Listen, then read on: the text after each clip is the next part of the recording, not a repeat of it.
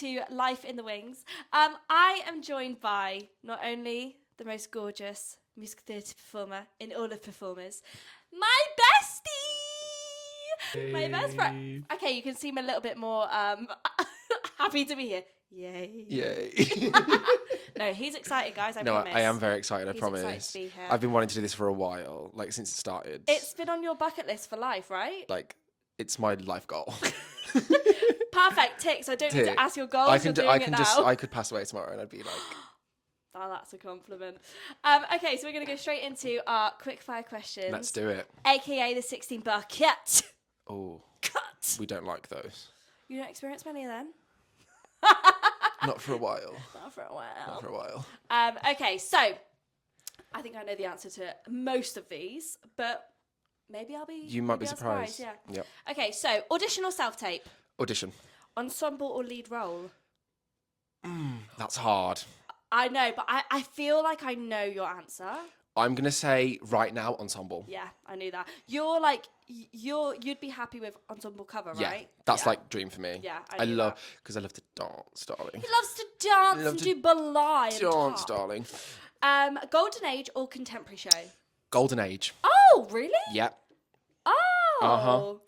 Okay. Like 42nd Street. Oh, unreal. Like stuff like Oklahoma and like The Music Man. I really things like thought that. your style would be contemporary. No, I'm very much like... Legit? Legit. Like when I found my voice, it was like legit, but we can get onto that. Wow. But yeah. So you love a pre-1960s. Love a pre-1960s. West End or Fringe? West End. Comedy or drama? Ooh. Drama.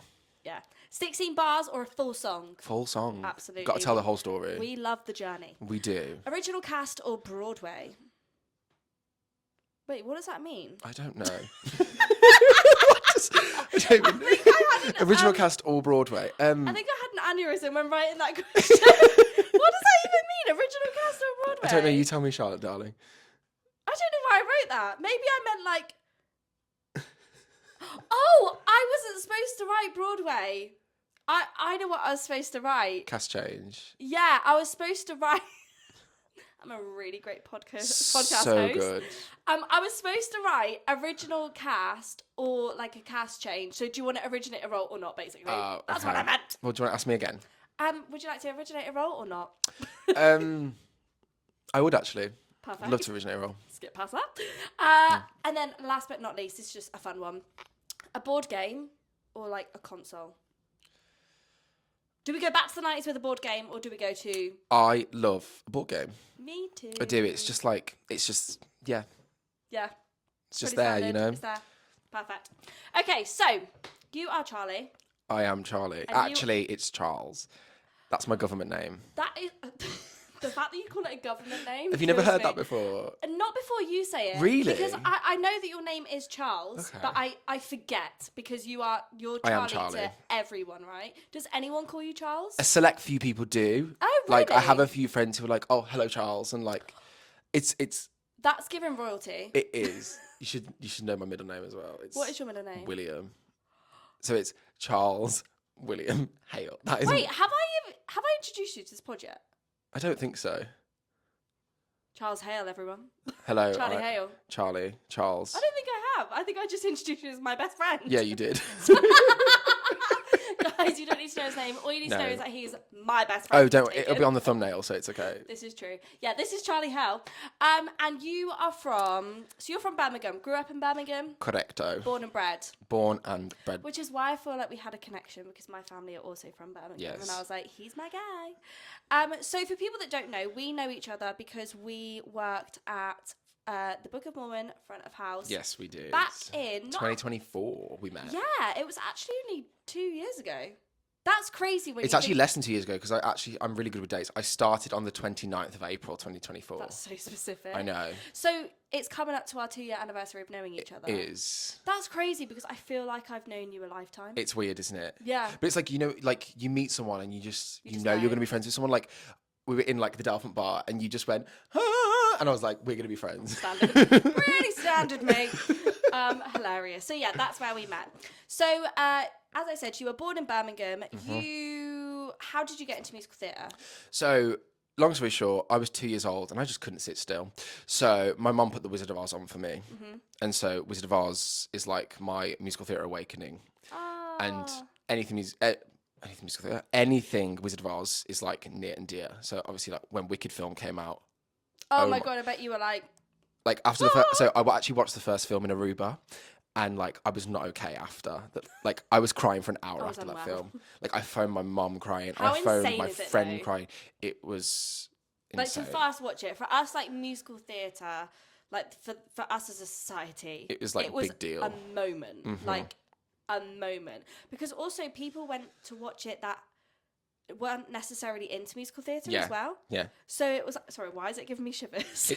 why is this giving me shivers? You just feel so strongly about Wicked. No, because like it was just a moment for us. Like, think about it. Like I don't know whether it was the same for you, but growing up, I was kind of an outcast because I enjoyed musical theatre. Yeah. Like it wasn't the stereotypical. Very much that, especially for cool a boy to, as well. Yeah, you like know? it wasn't the stereotypical cool thing to do. So when the Wicked movie came out, it was like, I don't know whether it was like a part of me, not of me or of us as a society, was like accepted. Yeah. Is that deep? Everyone knew it. Yeah. Like, I don't know a single person who didn't watch the Wicked film. Yeah. Even with, like, friends or family who aren't even in theatre. Like, Yeah. every my bloody friend- person watched the Wicked Yeah, film. my friend took her child to it. Yeah. And, like, they're not into musical theatre. I mean, she is now. She loves it. She loves Six. But, yeah, no. Anyway, we digress. So, Wicked, Wizard of Oz, your comfort. That's my comfort. So, did you start dancing and kind of, like, training since the age of 2? No, so it wasn't the age of 2. So that was when The Wizard of Oz happened at the age of 2. And then my mom was just like, he still can't sit still. Let's put him into Stagecoach at the age of 5. Stagecoach. So that was like, for people who don't know what Stagecoach is, it's like a little drama like a group. weekend school? Yeah, so it's like 3 hours on a Saturday morning. So I'd go 10 till 1. You get an hour of singing, an hour of acting, an hour of dancing. And like, it's the lowest of stakes. Like, unbelievably, like people just go because they just love to perform it. There's not like any technique involved. Like, it's just to get kids active and putting their energy into. Yeah, it just gives them a passion, you know. Yeah. Gives them a passion, and I really like. Even though Stagecoach didn't, for example, I wouldn't say train me, you know, because it just. But I have a lot of love for Stagecoach because it ignited my passion, you know. That's it. Like it might not have given you, and this isn't saying that Stagecoach doesn't give you core training, but it might not have given you like the core training of like ballet. But what it did, it started your path onto that journey. It allowed me to move my body and like sing and just do stuff with no pressure whatsoever. And at that age, was it a hobby or was it a thing where you knew this is what I want to do? I knew. Oh, did you? Like, I was scared. Wow. Like, the first day I did it, I was, like, scared to like, even walk up on stage for, like, registration. As soon as I walked out, I was like, Mum, I love it. Like, I love it. Sorry, you have to walk up on stage for to register? Yeah, it was like you sat in the audience and then, like, they call your name and you go up on stage and line up. Why is that given, like, graduation ceremony? I know, right? At the age of 5. Wow. Who did I think I was? You were brave. I was brave. Well done. Yeah. But a lot of the kids used to hide behind their parents, but I was never that kid. I was like... You were like, here I am. I'm the star. I'm the lead of the next show that we're going to put on. Yeah, exactly. So, skipping over a few years, what made you like audition for drama school? For people that don't know, Charlie went to Bird. Yes, but it's now called Bird Conservatoire. They've had a is rebrand. Yeah, they've had a rebrand now. Oh, wow. Yeah. Okay. Because I also went to Bird, but we didn't know each other. No. Because I went to the foundation, the foundation course. So you went to Bird in 21. That's when I started. Oh, so just after COVID. Just after COVID. Oh my gosh, you just missed it. It was like, do you know when like the universe lines up for you? Like the universe did line up for me because I was like, I do not want to go to drama school and do it on Zoom. I was like, that is not a possibility And for me. did you always know you wanted to go to drama school? Yes. That was always the path you were always. going to go I on. knew I wanted to be in London. I knew I wanted to be at drama school. Yeah. Like, and was Bird a dream college? It was a dream college actually. Nice. It was like it was either there or GSA. Loved GSA when I auditioned. But they're they're completely different schools. Yeah. But I love them for different reasons. Yeah, so fair. So did you enjoy your training? I did enjoy my training. It was a lot because I wouldn't say intense. I was the strongest dancer when I started. Because Bird is very. Well, you could have fooled me because you are a dancer now, darling. Thank you, darling. I try. You know when people, whenever I like do that, like, you know, darling, it always reminds me of like, you know, on like press nights when people are like, mwah, mwah, darling, how are you? Do you know what I mean though? And They're I'm like, oh, hello, darling, and they're like, I can't. They're like, Sorry, no "God, she offense to looks people that do terrible," that. something like that. I can't do that. I say it as a joke, in jest. And you, in your third year, you played God. I did play God. I That was God. sounds so weird to say, but you played God in Children of Eden. I did, yes, I Was did. that your? I mean, first of all, absolutely iconic that you led your third year show. Yeah. Was that your first experience as a lead? It was. Yeah. Obviously, I'd done like leads at like Stagecoach. Like I'd led a show at Stagecoach. Oh, but you like had? I had, but it was wow. like I said, like Obviously super on low a- stakes. yeah, You know what I mean? on It a was minor like scale. on a minor scale.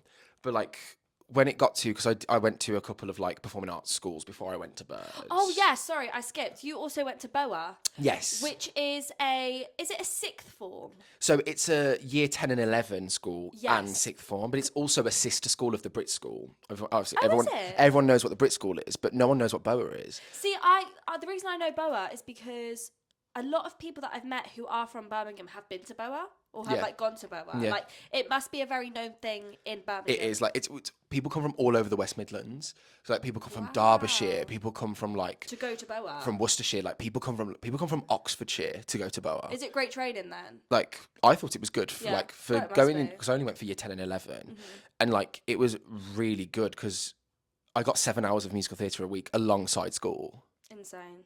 That's Do you know what I mean? That's like the dream, That right? that was the dream for me, and I was like, I had to go. Yeah. And do you have to audition? Yes, I did have to audition. So it's given like a bit of like Sylvia Young. Little bit, but more like More I chill? feel like they'd have more at Sylvia Young because I think this is not gospel. I've just heard that it's at Sylvia Young. It's like half the day is academic and the other half is like performance. Oh, That's what I've heard, but I don't okay. know if that's gospel. So anyone from So Sylvia yours Young, was more like slightly a bit more academic. Yeah. I mean, I went to state school, so is state school public school, right? I believe so. Sorry, But it is a state school. Yeah, I went to state school, so I had to go to like after school clubs to go to dancing or singing. Yeah. I would have loved something like that. It was fantastic. I remember, I think I wanted to audition for the Brit School, but I think at the time, I don't know whether it's the same now, but you had to live in like a certain radius Yeah. of the Brit School. So I wasn't able to go, which was really sad. I'm But pretty sure we had a girl from London actually What, come to BOA? come to BOA. I'm pretty sure. So would they have had to move there? They would have got the train because they would have had to get the train from London Commitment. every day. Commitment. So circling back to third year show at Bird, Yes, you played God. I did. How was that, leading a show, leading a company? Obviously, in your third year, everything is like the stakes are high. You're about to graduate, agents are coming. You're playing the lead. How was that? How did that feel? It was very surreal. Yeah. Like so surreal. And obviously the character of God, I did Children of Eden, by the way. Yeah. Character of God is supposed to be played like by a 40-year-old man or like someone of a mature age. Yeah. And having to take that on, I was like, okay, this is a lot. Yeah. It's a lot, but I was like, I'm going to grab it by... Grab the bull by the horns. Exactly. And just go with it.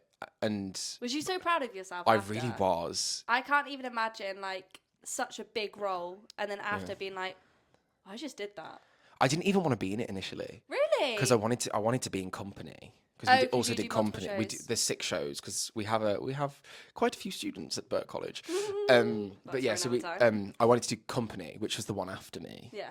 But then I sat back and I remember listening to Children of Eden. And I was like, no, I need to be this It's a part. great score. It's Stephen Schwartz. Like Yeah. Stephen Schwartz is like a chord master mind. Like Yeah. his harmonies are stunning. Like it's just the music.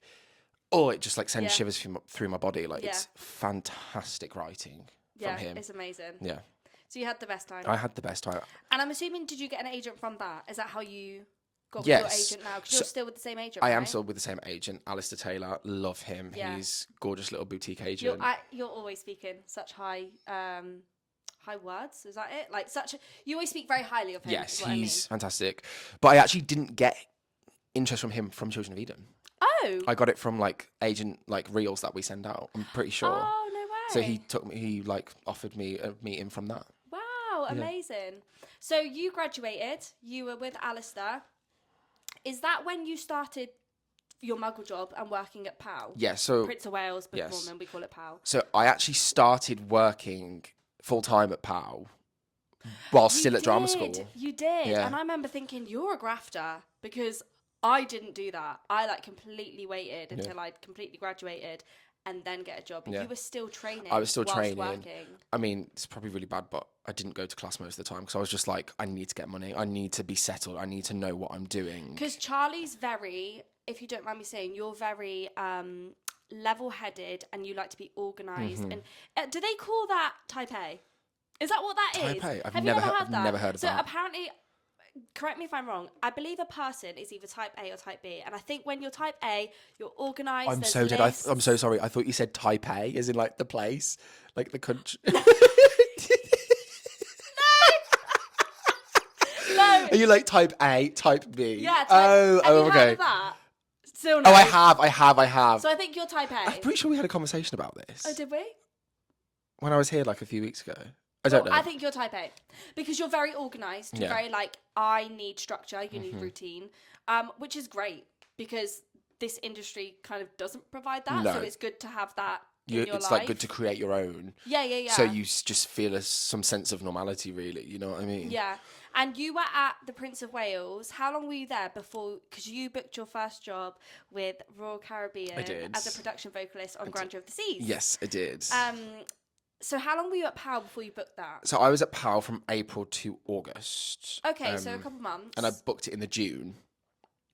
April. Oh, wow. So literally from April to June, that was the only bit where you didn't have a job and then you knew you were going off. Yeah. So how, obviously that's a short amount of time, but how did you feel once graduating? You were in the industry, you had auditions and stuff.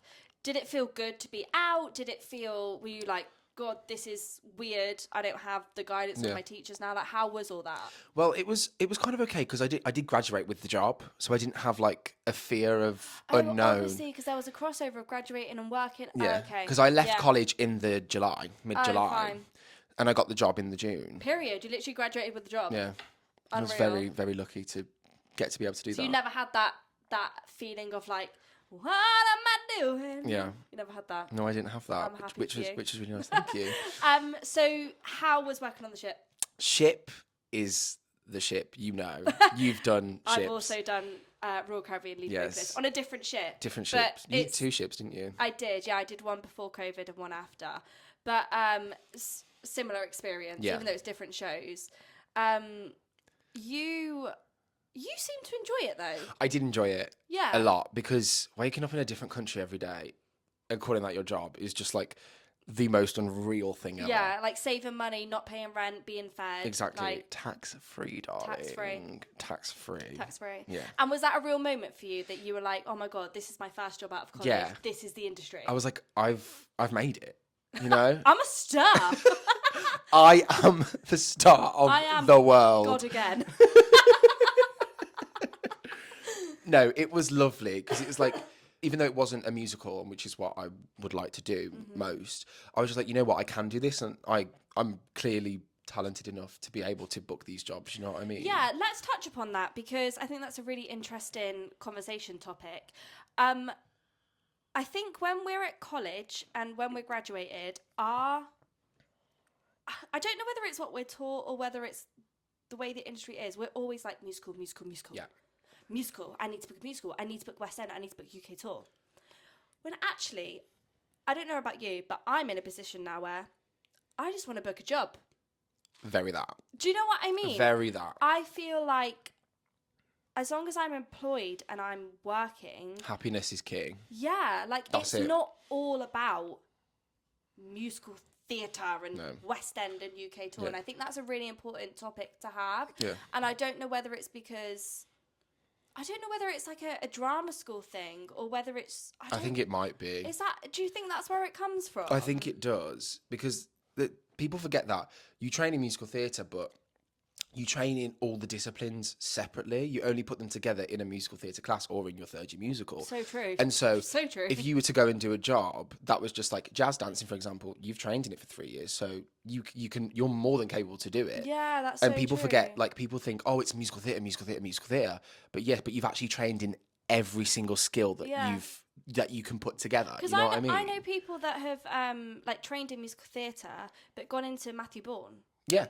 And like that's not a musical, but Which like, is what? Contemporary ballet, would you call it that? Contemporary ballet, which is obviously insane. But even just like being a part of a jazz company, if you're getting paid, you're working. Like, Yeah, do you know what I you're mean? working, Like, exactly. it's not all, for me, it's not all about musical theatre. Unless that's your only passion that you're like, I just want to be in a musical. But I do fear that we have this unspoken thing of if we book something that isn't a musical, it's as if we're still not quite there. Yeah. When we are. Does that make sense? No, it's true because even some of the best people started on cruise ships. Like Kerry Ellis started on cruise ships. She did. Like the show that I did on my ship, she was in the first cast of it way back in the 90s. That's what I was told. Yeah. Also, because I graduated in 2017, and obviously now we're nearly 10 years later, and I hate saying that, scary, but the industry, in my opinion, has changed a lot with ships.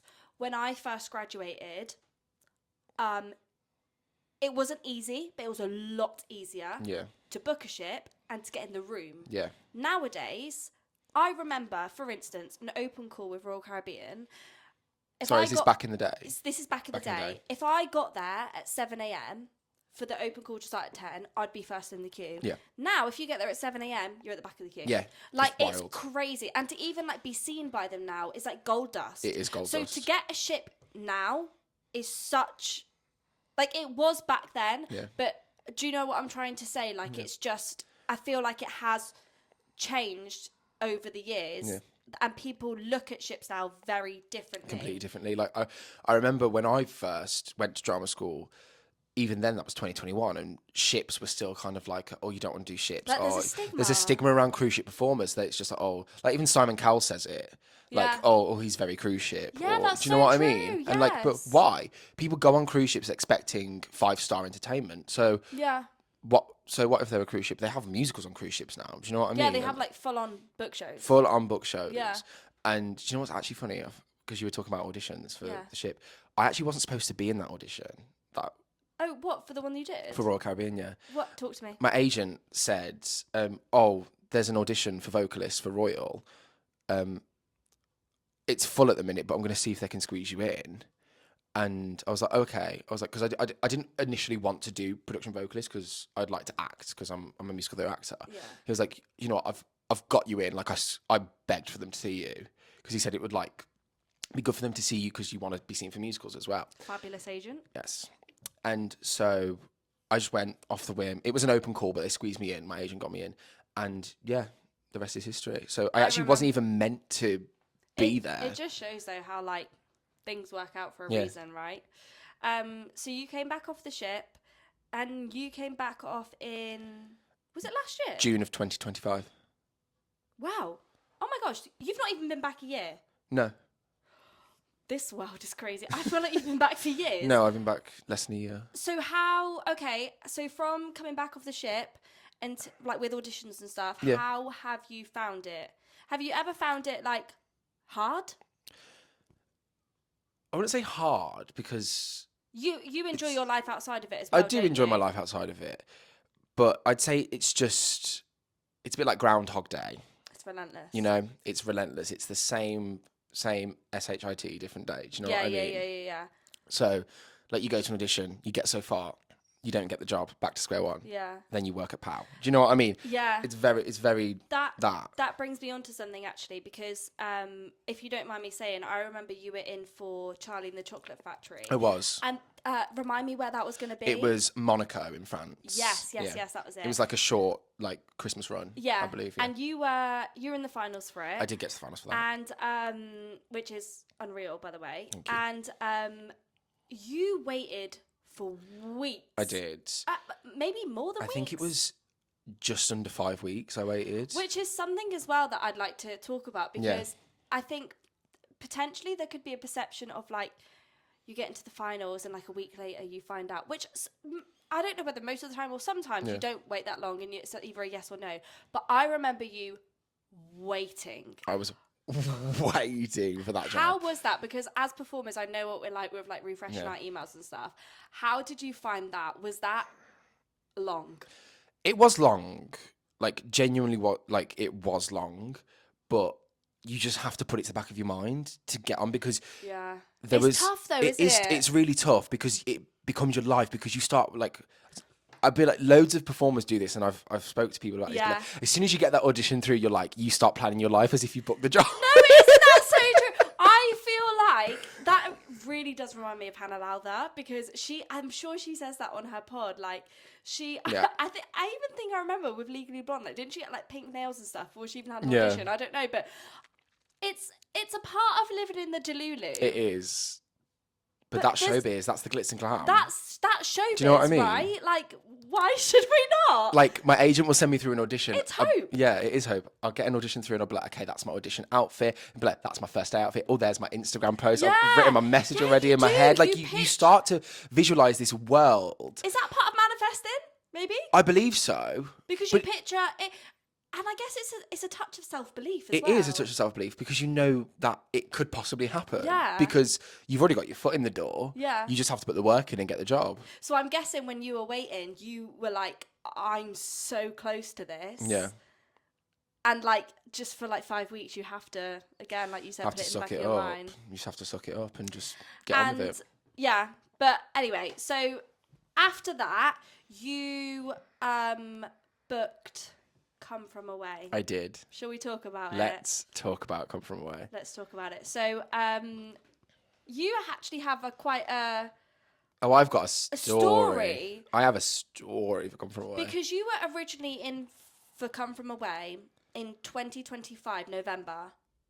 Is that right? It was August. Oh, August. Yes. That's the first time, and this was for Cunard Cruises. Yes, this is for Cunard Cruise Line. And they've only recently put Come From Away on it. Yes. I believe they're on their second cast now. So right? they're on their second cast of the first ship. So Come From Away is on 2 ships in the fleet. It's on the Queen Elizabeth and it's on the Queen Victoria. Yeah. And back in August, I auditioned for the first cast of the Queen Victoria, which is the second ship. Oh, yes, yes, So yes. the Elizabeth is first and then the Yeah. Vic. That's how they So you would they have been do the it. first cast on that ship. And what Yeah. role did you audition So for? I auditioned for Bob. He was Okay. like New York. He's like very much I'm scared of the world sort of vibe. And the team liked you. They You did. got good feedback. I remember they said something like, "We love your work, but the character, they saw you as a different character." Yeah, they did at that point. So they told you to come back in 6 months when they re-audition, right? So I remember you messaging me like, "Charlotte, it's 6 months. I really want to be seen." Da da da. Audition lands in your inbox. Yes. For Oz, the character Oz. of Oz. And I was like, okay, it's different, but I liked it, and I had to learn the Newfoundland accent for the audition, which is a whole experience. it's a whole thing. Bear in mind, I was here for the whole of this. So I was here for all the accent work don't. that Charlie did. Like, you're gonna find out, but in my head, I'm like, Charlie could swing pretty much every character and Come From Away. Yeah. So you were in for Oz. I was in for Oz, and then because I was actually starting panto rehearsals. Yes, that was it. Yeah, I was starting panto rehearsals, and so my agent asked if I could tape instead of go in the room, and they were like, "Yeah," so I taped it. But they also wanted to see me in the room anyway, and luckily, Imagine Theatre, love Imagine Theatre. They're a fantastic panto company. Yeah. They let me go on one of the day rehearsals to audition in town for it. And this is when you're still in for Oz? Yes, technically. So I taped Oz, and then 2 days before I went in, they asked me to do Kevin J instead. So now he's on his third character with every character because you multi-role, right? Yeah. So they have different accents. So I fear that I'm not joking, that probably right now you're on your 5th accent. Maybe. Yeah, so I would have let me break it down. So Bob, I would have had to do New York and African. Yeah. And then for Oz, I would have done American and Newfoundland. Yeah. So that's already 4 characters. That's 4 accents. Yeah. And then for Kevin J, I had to do American again and Egyptian. So he's done 6 accents. 6 accents. And like each accent, like you are studying. Like you're not just like winging it. No, I You studied each character, use- each thing. Like we took this very seriously. Very As we seriously. should. Like we were watching the show and everything, weren't we? We were like, yeah. this is yours. So so after Oz, they recalled you for Kevin J. Kevin J. Yeah. Which is the last one though. And at this point we're like, surely you have to book the job. Like you have literally given them every character. Low-key. That's like half of the male Yeah. people. There's only 6 men in the show. So he's done half of the principal role so far. Yeah. At this point, he could be a swing. So cut a few bits out. You go through the rounds. They ask for more. Yeah. And then they're asking you to tap. Then they're like, yeah, we love it. Then they're asking you to do jazz. This was all by self-tape, by the way. Yeah, this is all self-tape. And then you go into the room for your final. Yeah. And you come away and you feel good about it, don't you? I felt amazing. I just had this a feeling. this glowing feeling, and I just, because the connection I had with the team in the room as well, like Tara Overfield Wilkinson, our fantastic director, she's I've heard so many wonderful things. She's about so her. supportive, and she just wants you to do well. Yeah. Like she, as a panelist, like she's rooting for you. Yeah, because like, she really is. I also auditioned for the show. I got through a few rounds, so I got to know her through that process, and she was so lovely to audition for. She really, I remember just being in the room, and she just spoke to you so at your level, and it just put you completely at ease, like completely. She's she's a human being. Do you know what I mean? Yeah, we love that. And like meeting her got rid of any anxieties I had about creative teams, and like how, what's the word? Like how scary they might be. Exactly how scary they can be. Or intimidating. That was the word I was looking for. Yeah. How intimidating they can be. But actually, they're just people. But she was just like, talk to me. Like, look at me, perform to me. Because Come From Away is very much like... Very that. It's very... You're telling a story to a person. Yeah. I think Tara said in rehearsals, was it intent to communicate? Nice. That is how we want to... That's how she directs portray the show. Yeah. And that's how the original director wanted it as well on Broadway. So you start rehearsals. Yes. You there's also other shows alongside that you learn. You're having the best time. For people that don't know, when you go on a ship, you have to have a medical. Now the medical is really thorough, and different companies have different medicals. So with Royal, you had your medical, you passed, you went on. With Cunard, is it an English? It's an English medical. Yeah, like a British medical. Yeah, British medical. So it's slightly different. Yeah. Do you want to? You take it away. Yeah, I don't mind. Because this is the thing, like things about this aren't really spoken a lot. No, it's actually not. I don't know whether people feel it's taboo. No, it's taboo, but like. It's just... It happens, you know what I mean? And, it happens to actually quite a lot of people, but people just don't hear about it. Yeah. So I was in rehearsals and I got my medical done, and I have a nut allergy. And so because of that nut allergy, the company decided that they wouldn't allow me to get on the ship because they deemed you... medically unfit. Yeah. Because they couldn't guarantee certain things for my dietary requirements. And bear in mind, you found this out 3 weeks into rehearsals. I did, yes. It was like... That you'd passed your medical, but with restrictions. Medical with restriction, yeah. Yeah. And then you were like, whoa. Because I think, was it that the team or somewhere along, not your direct team that you were working with, but a team in Cunard kind of flagged this and was like, oh, we can't provide a nut-free environment. So did they terminate your contract?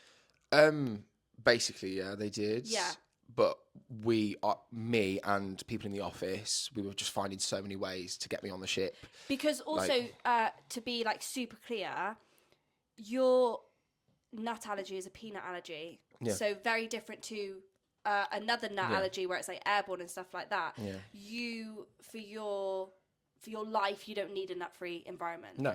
It's just that you cannot eat peanuts. No, it's just it's an allergy, but it's not airborne. It's not serious at all.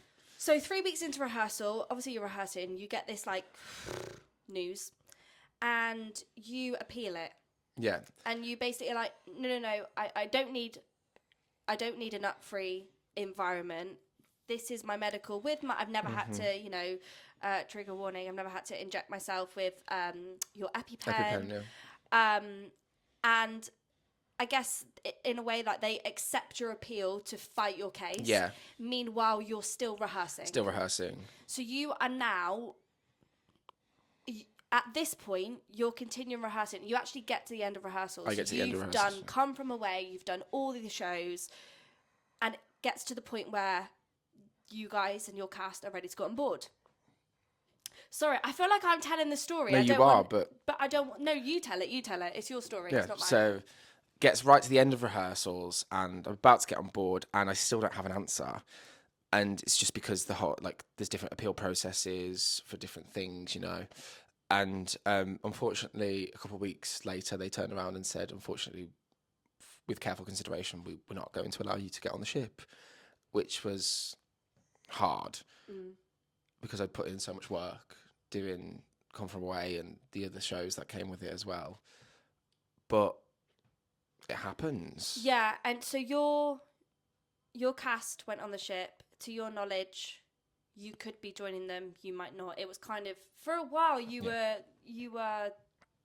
came and lived with me for like just over a week while they were like making this decision, because obviously you'd given up your flat. Yeah. You'd given up your job. I was basically homeless when I because left rehearsals. Because you gave up everything to go to rehearsals, to go to the ship, and then all of a sudden they're saying no, you can't come on the ship, and you actually got that news when you were with me. Which was really hard to see, because I know how much you love the show. I know how much it meant to you. I know what it meant being with your cast, working with that team, and you'd got the job, so you've prepared for the life that you're about to have. It was just one of the most unbelievable experiences I've ever done. Like, I don't even know if that really makes sense, but like the show itself is just stunning, and the way, like the system that it is, and like the way everything comes together is just so beautiful, and like there's nothing like it. Like, I remember coming to yours and saying it's just the most fulfilling thing I've ever done in my whole entire life. Yeah, you were so passionate about it. So one absolutely gut-wrenching moment that you weren't able to continue that experience. However, on a silver lining and positive note, I truly believe that things do happen for a reason. I completely agree. And I think, watch this space, and I think in the next 6 months, if I say it here, it's going to happen. I think I really feel it in my soul. I think in the next 6 months, you're going to book a job, and then that you will go, that's why I didn't work out. Because I've got shivers. No, but I do. I obviously, I know how hard you worked for it, and I know how awful the whole thing was, but you've moved on from it now. Yeah. You've accepted it. You're back in London. You're back auditioning. Yep. And you're probably on to the next, you're one of the strongest people I know, because you dealt with it just so gracefully, Thank you. Maturely. You are just the most incredible person. You really are. Thank you. We're going into a section called Backstage Drama. Okay, drama. Backstage Drama! We love the drama. I love your accent. We love the drama. So, do you have any unhinged moments, any funny stories, any embarrassing stories? Oh my god. That it's just funny to tell that people can relate to?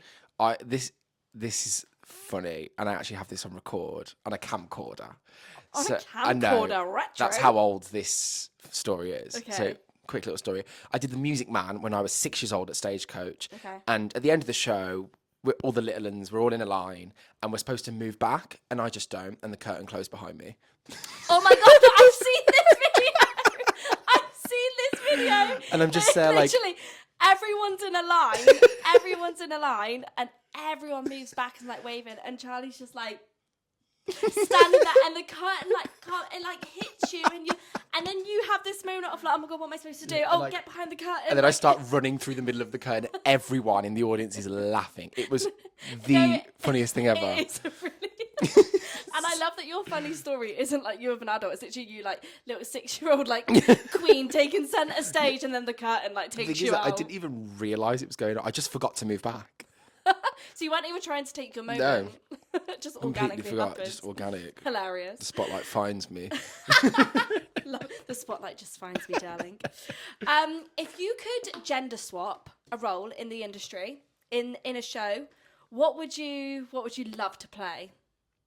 Gender swap. Well, interesting question, right? It is interesting, because you don't think about it, do you? Like, because you always focus on what you can do rather than what you can't do. So true. So I have so many. Do you? I have loads. What, that you'd want to play if you were a woman? Like, not necessarily if I was a woman, but obviously things of different races as well. Because I think there were so many things that I like. like Gigi in Miss Saigon. Oh, Beautiful what character. a role. Like, I would love to be Gigi because she's a bad bitch. Like, Yeah. she owns her space. She has one of the most gorgeous duets in musical theatre history. Yeah. Like, she's fantastic. Obviously, I would never be able to What play a that role. Fantastic role. Yeah. Rachel and Go doing that is, oh my God, Breathtaking. stupid. Stoonin. Absolutely stupid. So that's one of them. Mm-hmm. I'd love to be Princess Fiona in Shrek. I would love to be Princess Fiona. She's a tapper. Fun. I love tap. She's tapped. She is tapped. Oh, sorry, I just forgot. You meant she's a tapper. I was like, yeah, she's... But I'm thinking she's tapped because she's like the wine. Yeah. Oh, because and Charlie loves the tap. Yeah. Ah, that's cool. She does everything. She's like quadruple threat in that show. She's given threat to everyone. She also has to do a 30-second quick change into an ogre, which is wild. Is it 30 seconds? It's literally 30 seconds, I'm pretty sure. It's like 30 seconds to a minute, and she has to get yeah, fully green. I think I've seen like a backstage thing into it where they put on a nose, they quickly paint her face. And I didn't realise it was literally only that long though. That's crazy. Talking about backstage, what's your favourite backstage snack? Backstage what, sorry? Snack. Haribo's. Oh, Charlie puts his Haribos in the freezer. In the freezer. Honestly, But it will get to change know. your blooming life. No, it actually does. And also, cola bottles. Oh, fizzy cola bottles in the freezer. Fizzy cola bottles in the freezer. You're missing a trick if you haven't done it. It's honestly phenomenal. I don't know what it is. Sweets in the freezer, just that when the coldness hits your mouth. Are we okay? And because the thing is, because there's so much sugar in the sweet, it actually doesn't freeze fully. It's like it goes hard, and then as soon as you put it in your mouth, it kind of like slowly defrosts in your mouth, and it's just like the most incredible feeling. Like everyone who I've done, like I'd go to someone's house and be like, I'm just put these in the freezer. They're like, what? I go try it. They're all like, I remember the first time my God. when we lived together, I opened the freezer and there was sweets in there. And I was like, what's going on? I was like, why is there sweets in the freezer? Because we also lived together. Hilarious. But if you don't know, get to know. Get to know. So we are going to go into our final section, which is called the 5-minute call. Fantastic. And it's just a space in which I give you the chance to just tell me your dreams. Any dream roles, any things. It doesn't even have to be industry related. It could be things outside of the industry. Just for you to have 5 minutes of manifestation, I guess. Fantastic. Thank you so much, Charlotte. You're more than welcome. The floor is yours. So, one thing I've learned over like the past few months and like just like the past few years really is that like I believe the key to success is happiness. Doesn't matter what you're doing, who you're with, you know, like as long as you're happy, like nothing else should matter. Obviously, I'm still like grafting and trying to make it in this industry, and I believe I will one day become an established performer. However, I just like happiness should come first, and I know a lot of people really like they compromise that because of this industry because 100%. they have this like gospel thought of I have to be in this industry. I would do anything to be in this industry. Like, and yeah, I would do anything to be in this industry, but happiness should come first. And you need to find things that take you away from this industry, whether that's going out with friends or you go to the cinema on your own. Like I go to the cinema all the time on my own, like things like that. I went to the theatre last night on my own. Yeah. I went to see Waitress. I love a solo theatre date. I had the best time. It's fantastic. How was Waitress? Astounding. Carrie Hope Fletcher as Jenna. Everyone needs to witness. Well, she's a mother now, isn't she? So she can probably like take from experience. Yeah. Everyone needs to experience Carrie Hope Fletcher singing Everything Changes and She Used to Be Mine. I have, oh my gosh, so many shivers in this episode. I was like a tap. A tap. You didn't stop crying. I couldn't stop crying. The way that she commanded that stage as Jenna. Sorry, I've just burped into the microphone. Sorry. You were doing like this dramatic monologue and I just went into the microphone. I'm keeping that in. Carry on. She's just utterly astounding, incredible, so inspiring to watch. Do you know what? I saw Esme Boulder did a TikTok. And it was actually, she went to see Waitress, and I think it was like captioned something like, taken a step away from the industry to be a fan again. Yeah. Because you know, when we were younger, we were like fans of musical theatre, and then when you're in it, you see things differently and you pick things up differently. But I just kind of watched it as a fan of musicals, and that's really hard to do. it's really hard, especially at this age and the experience you like as a performer you go through. Like I would always go and watch a show, and all I think about is, oh, what's their technique like? Oh, can I do that? Can I, like, do you know what I mean? It's like you place yourself into it rather than admire it for what it is. Or I do, like, when people go off stage, I'm like, I wonder what snack they're gonna have now.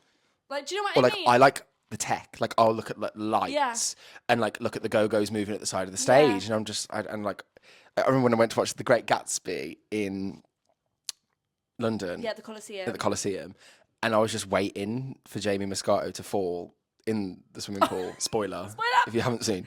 And I was just like looking down, just being like, "Oh, where's he going now?" I didn't know that was going to happen, and you know those moments where it's not supposed to be funny. Yeah. I couldn't stop laughing. Did you let out like a? Yeah, but people do. No, people do. They actually? People do in the audience, and I think I've heard on Amber Davis' podcast. I'm pretty sure she brings it up, and yeah, interesting. but I didn't find it funny. It was more of a like, you know, when you laugh at awkward moments. Yeah. It was more so that it was so unexpected. It is very unexpected, it was though. So out because the he just blue. like. I saw a lot of videos of it on TikTok. Flops into the pool. It's weird, isn't it? Because it's just like a boom. It just hits the deck. But then the funny thing is so I laughed out of shock. Yeah. But then I was in like a box. Yeah. And I could see him in the pool, like laying there, and I saw him run off. I couldn't stop laughing, and it wasn't even funny. But I think the shock set it off. Yeah. And then because I just continued to watch him, I was gone. And it's not even supposed to be funny.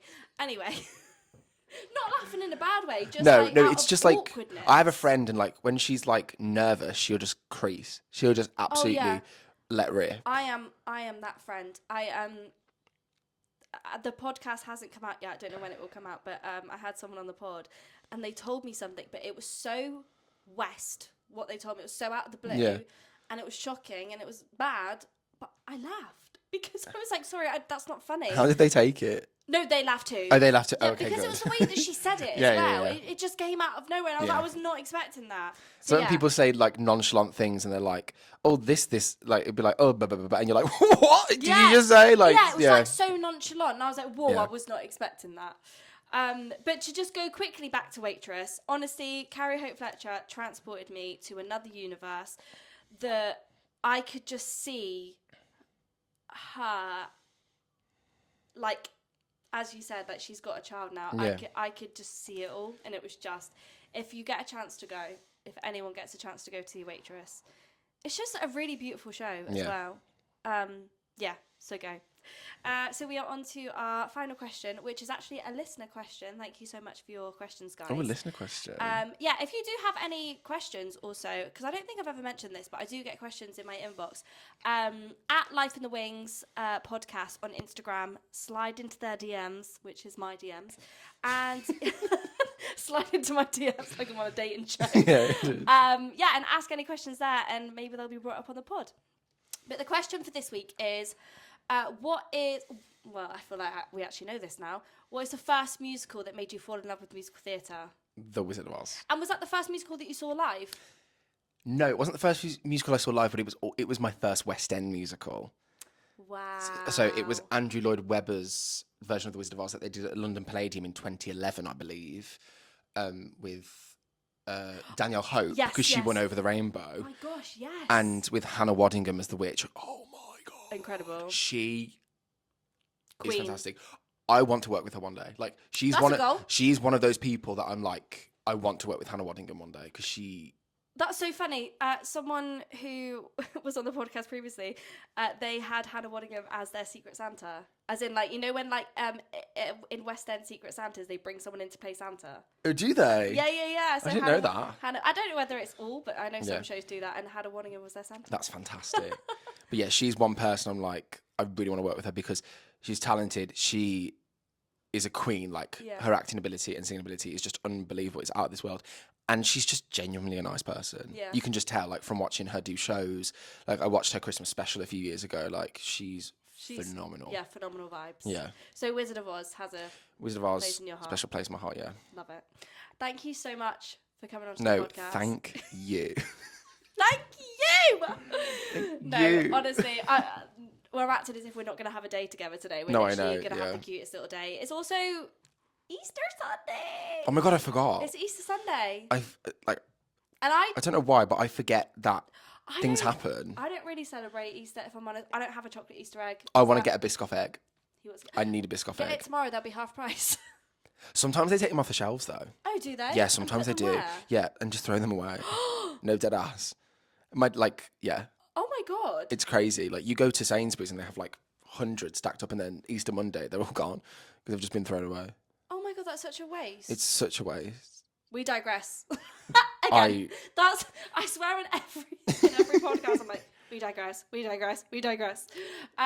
Again, thank you so much for coming onto the pod. Thank I you, knew Charlotte. it was going to be an absolute joy because you're my bestie and I'm your bestie. And Love you. no one else can have him as a bestie. I'm joking. But yeah, no, thank you. I love you so much. Love you, darling. Thank you so much for having me. If you made it this far, past this crazy episode, because I feel like we're just a bit wild, please like, comment, subscribe, share. A share does really go a long way. So please do share if you enjoy it. And we will see you next week. Bye. Bye-bye.